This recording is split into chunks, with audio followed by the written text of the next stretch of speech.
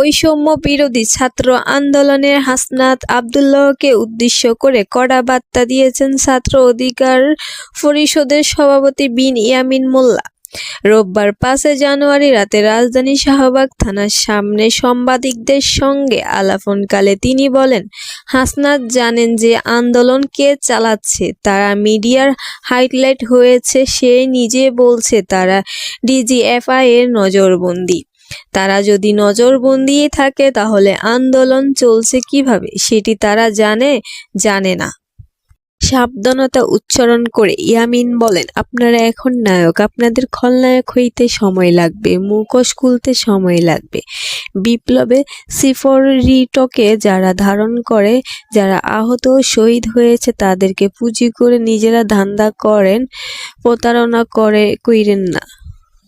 সরকারের উপদেষ্টা, সরকার, আমলা, ছাত্র ও জনতা সবার উদ্দেশ্যে তিনি বলেন, যারা বিপ্লবী মুখোশ ধারণ করে আছে তাদের মুখোশ উন্মোচন করে তাদেরকে টেনে নামিয়ে উন্মুক্তভাবে বিচার করতে হবে।